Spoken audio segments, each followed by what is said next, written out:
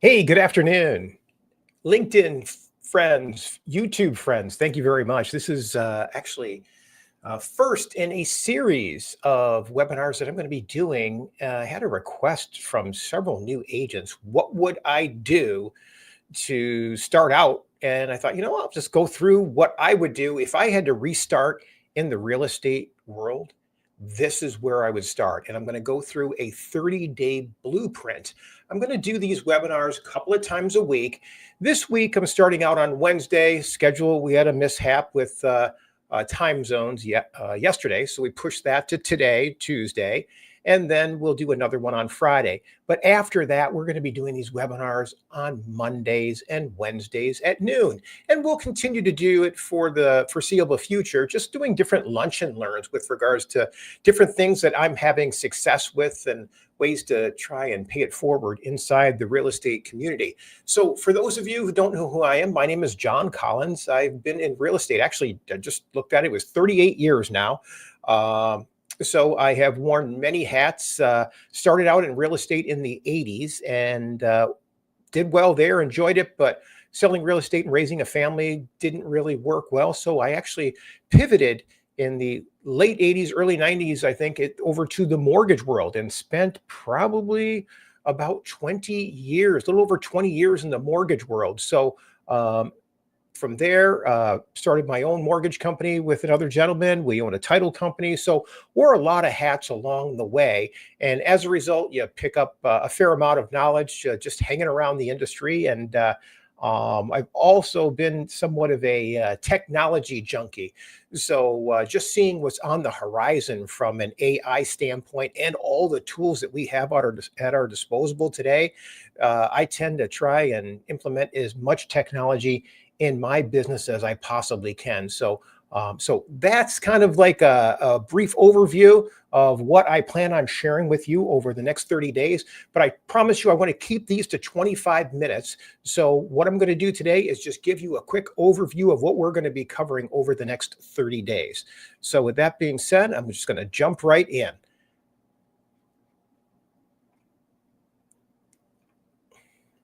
Okay. So like I said, 30-day blueprint for new agents. Most of these, I'm going to stream these to LinkedIn. They're going to be a LinkedIn Live Lunch and Learns. And beyond the 30 days, like I said, I'm going to continue to do these, offering different tools, things that I find as productive in the real estate world, things that I'm constantly adding and trying out in my business. So we're going to call these our LinkedIn Lunch and Learns. In addition, I do stream all of these webinars to YouTube. And I do webinars on Wednesday evenings at 7 o'clock for the masses. This is just my own professional sleeve of business. I tend to teach renters how to purchase with very little money out of pocket using down payment assistance programs and grants. I actually created a website for it called owntheroof.com. And we're actually developing an application that people can download and see how many different programs or grants are available in whatever areas they're looking in. There are over, I think right now our database is over 3,000 down payment assistance programs and grants across the country. So the money out there is plentiful if you know where to look for it. So with that being said, let's get right into this. Okay. So like I said, we're going to do these Mondays at 12 and Wednesdays at 12. This week is the exception. Okay. Any types of questions you have out there, please never hesitate to throw those in the chat box or just reach out to me through LinkedIn. Always happy to answer any questions you have. All right. So today, market overview 2026. Boy, it's somewhat hard to say right now. Different areas of the country are going through different transitions. Some areas are struggling a little bit. I'm located in southeastern Michigan. We still have a decent climate, but that climate, in my mind, is driven by the lack of inventory. So we are seeing rates dip a little bit over the past week. Not anything that I would write home about. I know there's always people that proclaim that they're not doing anything till the rates come down. I question their sanity on that. And I feel like if you are an agent, you should too. I always tell people, if you want to wait for the rates to come down and enter the market with the masses, and overpay for houses, more power to you. In my mind, you want to swim upstream on this. You do not want to go with the masses if you want to gain any type of value. And in my mind, the money is to be made on the purchase price, not on the exit, because it's going to go up regardless. So, but right now, the average interest rate on a 30-year mortgage across the country is actually at 7%. So, oddly enough, we're now down below 6. So I don't know that we're seeing the market tick up yet, but remains to be seen. So right now, 2.5% interest rate from 19, illustrating significant increase. So we're not seeing, there are people that are talking about interest rates dipping down into the 3s or 4s. I think that's highly optimistic. I don't know that we're going to see that again, at least not in my lifetime. I mean, it took, when you think about it, it was the 50s for it to get back down below 4%. So, that took 60 years. So to think that we're going to be dipping down there again, again, I think that's highly optimistic at best. So there's also reports that 60% of the buyers impacted by rising rates and say that that's influencing their decision. I feel like they're missing the boat. I feel like they're misled. Like I said, if they're thinking or waiting for the rates to drop, that's fine. But I'm wholeheartly believe that that's when the floodgates are going to open and we're going to see prices spike up. So a lot of these things that I'm not going to touch on today because they're more interest rate driven. And I'm not here for interest rates. I'm here to sell homes. So right now, we are seeing that the inventory levels are adjusting a little bit. The current inventory levels are at 2.5 million.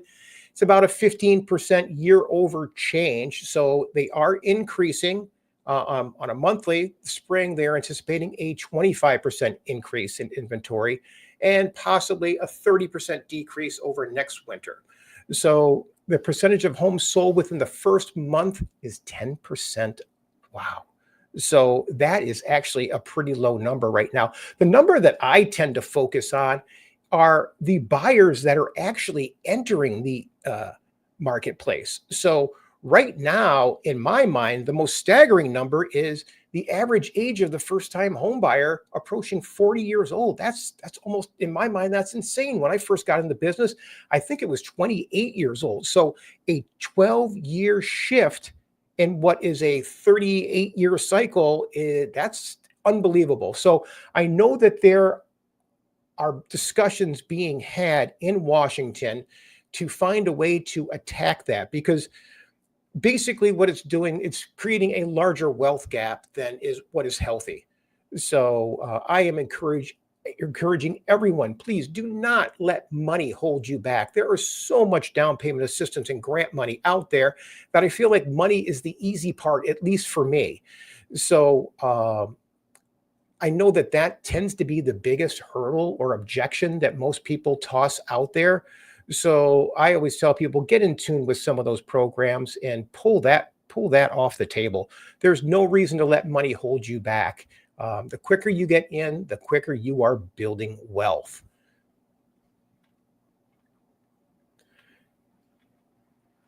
Now, with regards to that first-time home buyer, 60%, basically, they're looking for payments. They're looking for affordability. They're looking to purchase in suburban areas. They want a short commute to work, if at all possible. And 75% of them are looking for really nice outdoor living spaces. So keep that in mind. So right now, in my mind, the person that can dial in to those first-time home buyers, and what I mean by first-time home buyers, typically, I'm looking at the Gen Ys and the Gen Zs. They are the ones that I feel like are going to change these numbers dramatically. I feel like half of the Gen Ys and Zs want to buy and they can't. And the other half can buy, but they just don't want the responsibility or the headaches that go with home ownership. But what they do want is they want to establish some wealth. So I find that maybe educating them on the benefits of investing in real estate is another avenue. So, and I'm going to go over different sleeves that I think people could possibly build businesses around. And again, this is all about the first 30 days for new agents. So, now short term versus long term opportunities. Okay. We're going to focus on both of those topics during these next 30 days. So, when I say short term topics, I want to give you some wins so we can create a fair amount of inbound traffic. Okay. That's what I'm about. I am not and never have been the guy to pick up the phone and make all of those outbound calls. I have a lot of respect for people that do that. I just know that that window is closing.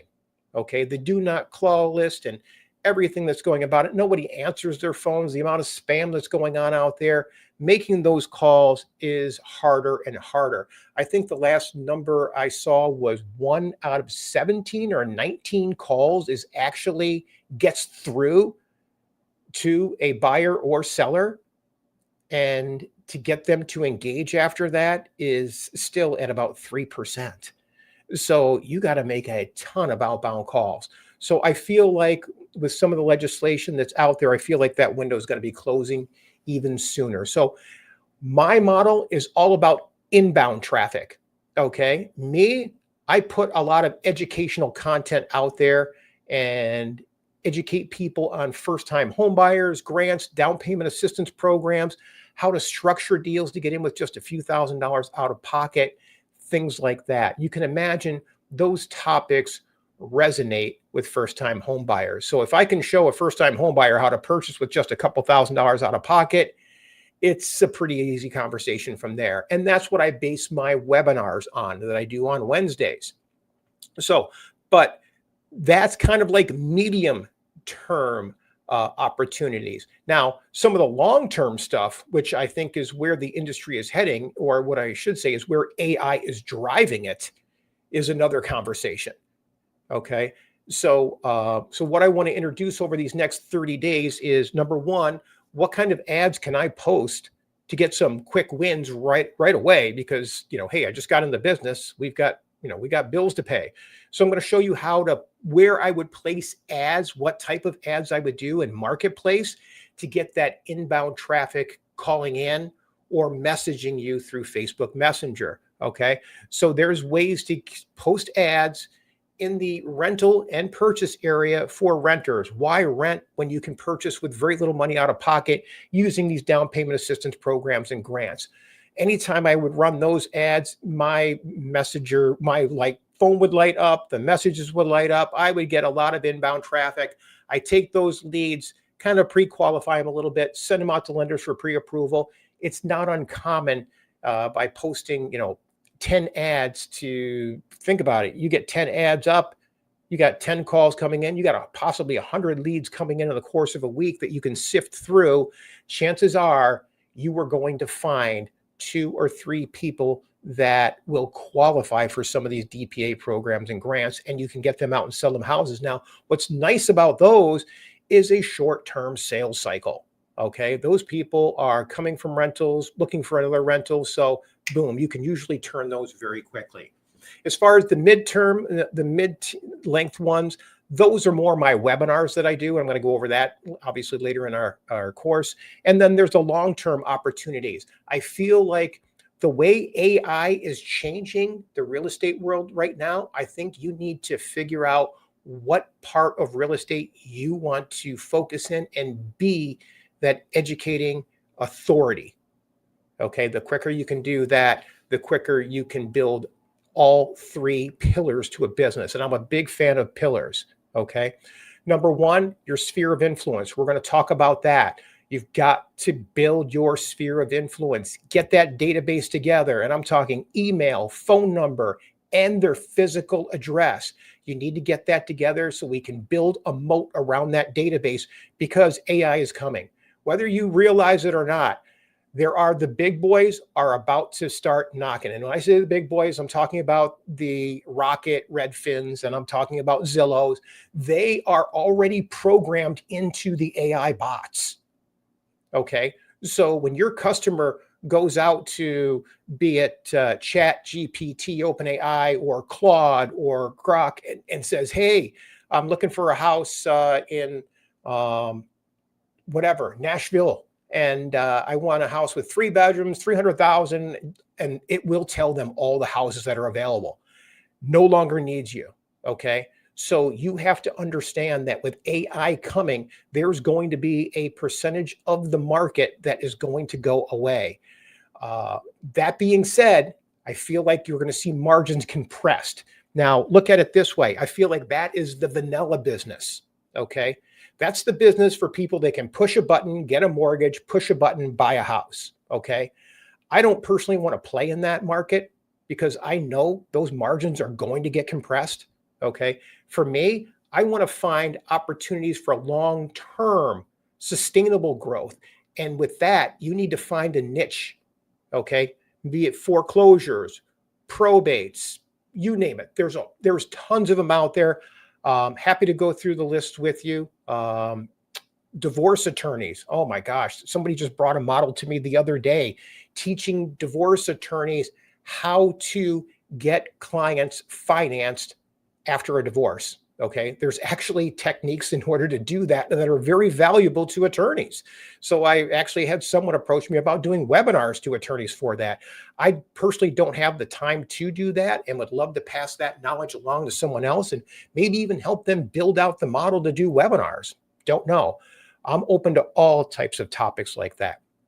So with that being said, short term is going to be your sphere of influence. Midterm is going to be possibly finding those audiences to hit for webinars, and long term is going to be building those professional relationships that will just refer you deals. Okay. So those are the 3 pillars to my business. And I feel it's ideal for people to look for all 3 pillars to be successful in real estate. So utilize referral programs. So obviously referral programs are great. I don't really do them. Open houses, I don't do those as much anymore. Although when you're first starting out, I am a big fan of open houses. But when you do an open house, okay, don't just do an open house with one. You want to be strategic about it. Okay. So I will touch on how I think you should do an open house. Me, when I first got into business, I would do 2 open houses on Sunday, maybe 1 or 2 even on Saturday. I would do 1 open house, kick the sign down, run to the next one and do another open house. So inefficient. I would never do that again. What I would do now is be very strategic. I would pick an open house in an area that has several other homes for sale. I would also partner up and do an open house with another agent. And at the same time that I'm doing that open house, I actually have appointments scheduled at the other ones.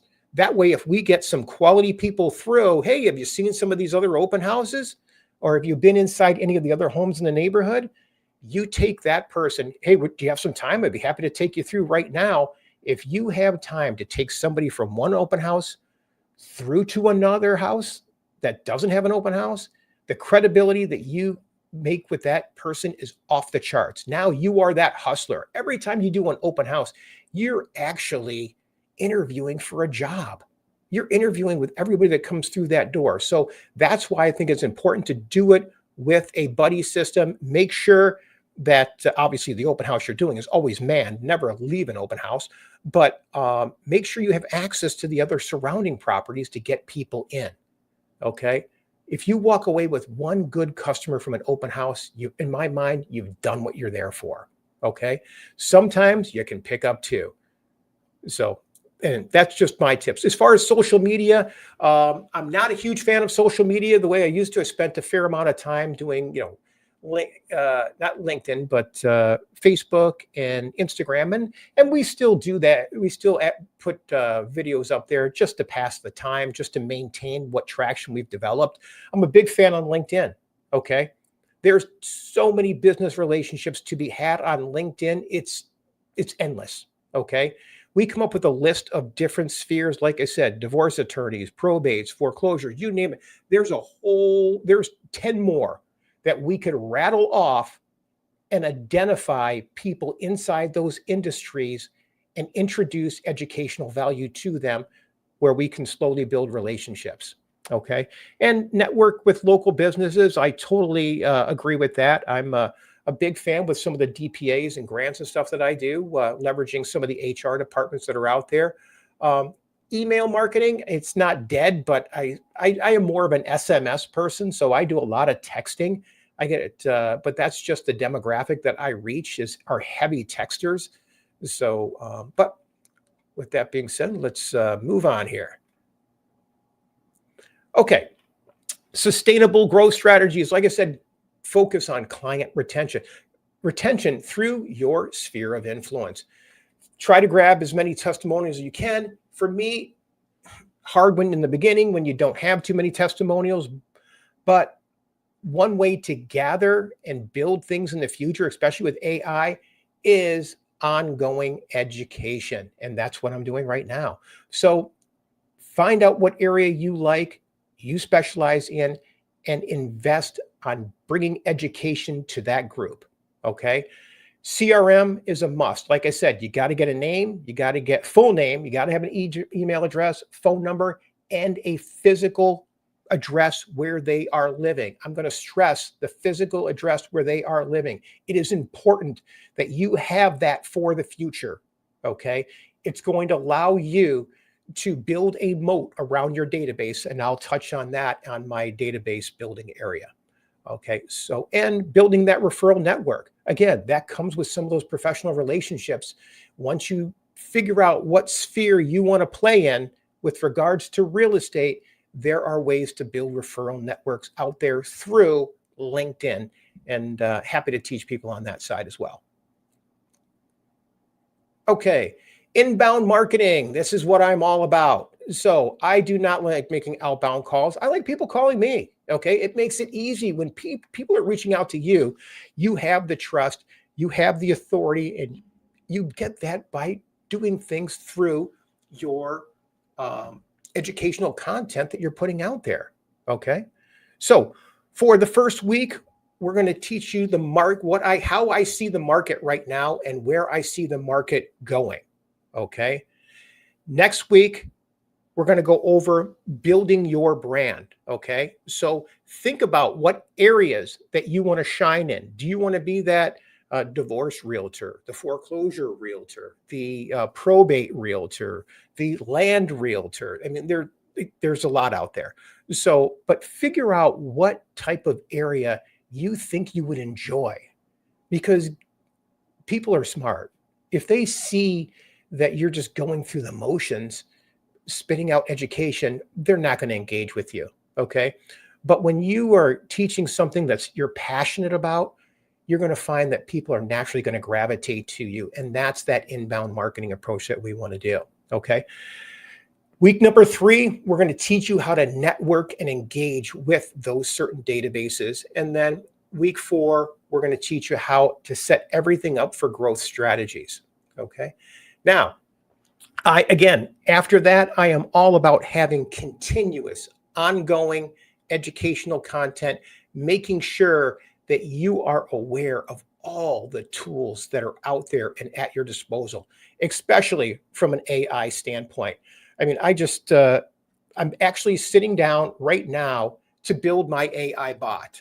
So for those of you that are in tune with AI, awesome. Okay.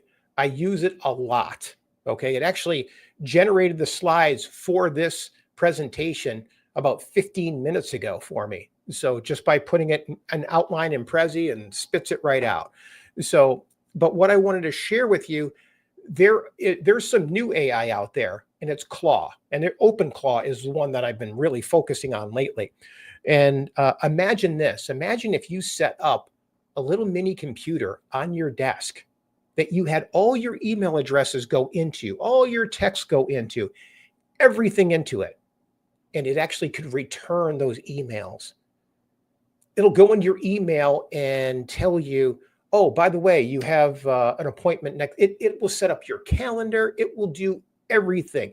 If you want to, a newsletter, I have a newsletter on LinkedIn. It pops up and says, hey, you got a newsletter due in 3 days. You want me to get started on that? crazy. So the amount of technology for an assistant is off the charts. So I'm actually putting mine together right now. I would encourage you to actually look at OpenClaw, okay, to try and leverage it for your business before even bringing on an assistant. So it's crazy what's going on out there right now in AI, to the point where I feel like the reason I want people to get hypersensitive in certain areas of the industry or certain segments of the industry is because the big boys are coming for those vanilla transactions. And like I said, the margins are going to get compressed. What they can't come after are the pain points, the things that are messy, okay?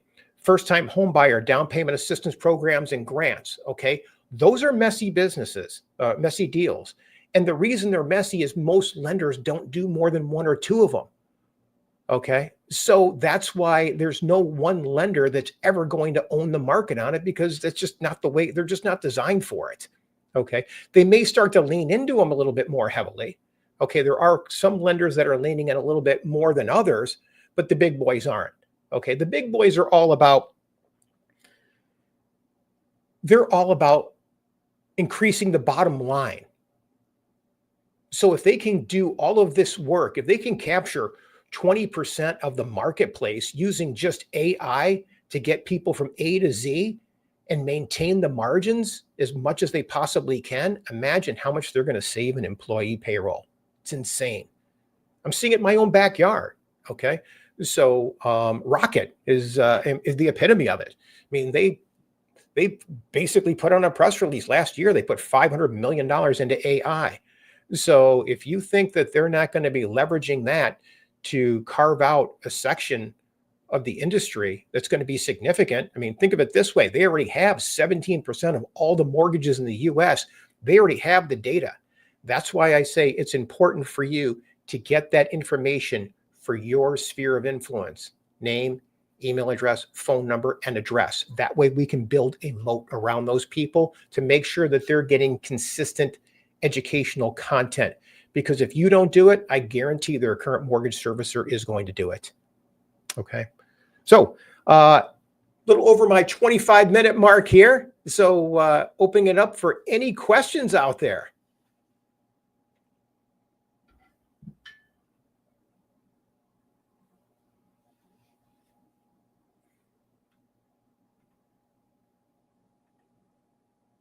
Okay, so here's a question. How do I see AI in the space over the next 3 years? I feel like you are going to see change in the mortgage world like you've never seen before. Anytime we get financial, we get technology change, it always enters the finance world first, because that's where they can yield the most benefit, and they have the dollars to put at it, develop it, and shape their bottom line by letting people go. Okay, so you're going to see the mortgage world is going to adopt this in a big way. Okay, so if you don't think Rocket's going to be leveraging and doubling and tripling down on this, you're crazy. They're going to be coming. Okay. Right now, they currently have 17% of the mortgage market. I'd be shocked if they aren't angling for 20, 25% in the next 3 years. That's just one behemoth. Okay.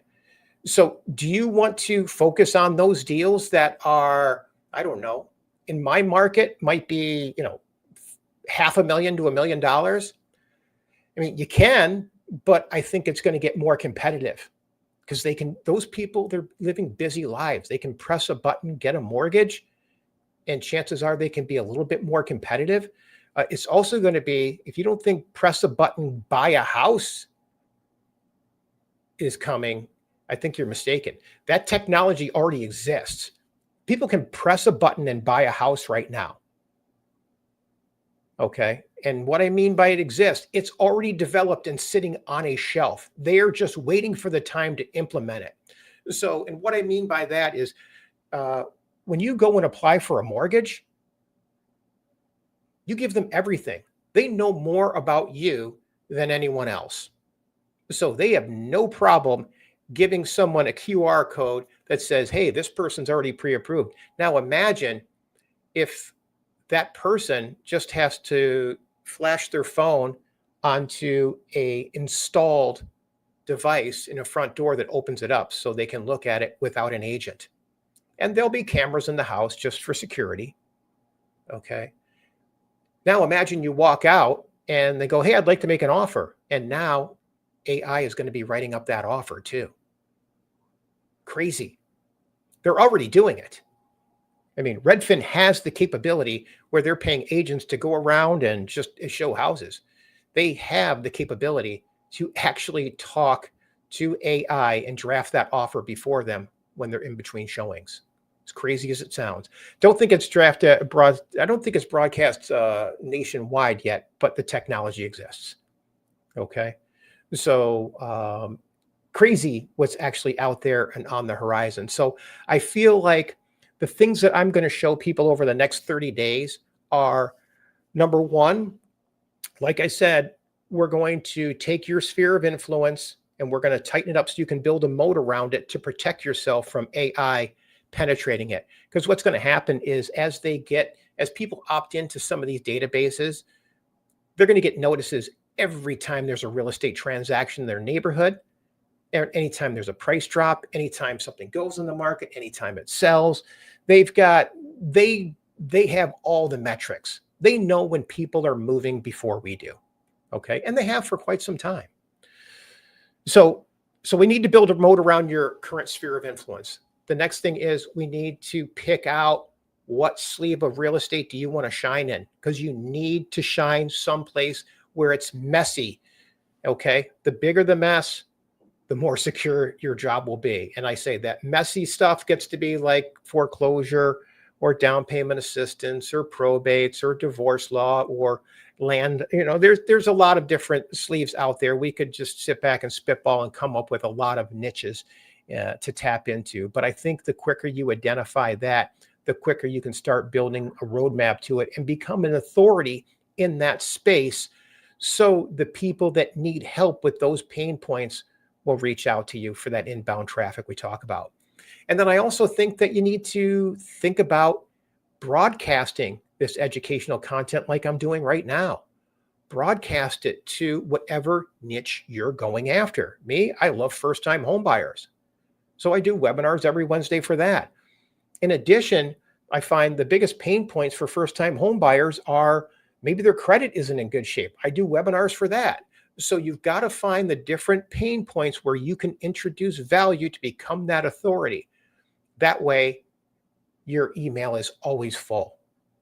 Your voicemail is always full. You've got inbound leads consistently raining on you. So that's it for today. So thank you all very much for watching. Next one is going to be this Friday at noon, and we're going to start jumping into some of the details for the first week. So the end of the first week, which is going to be building your sphere of influence and creating an AI-proof database. Okay, so that's what we're going to focus on Friday. Then week number 2. Okay, after that, things are going to go on Mondays and Wednesdays at noon. Week number 2, we're going to do social media platforms. Which ones are actually working for agents in 2026 on Monday? And then on Wednesday, we're going to do quick wins, fast ways to pick up your first buyers. Okay. And then week number 3, first session on Monday, picking your niche, teaching you how to stand out in the crowd and why you want to specialize, why it's profitable, different case studies. So you need to be prepared to declare your niche by then. And then week number 3, session number 6, which is a Wednesday, providing educational value and content that builds your brand. Okay, so you're going to need to figure out building your brand. We want you to become the authority in whatever space you want to be in.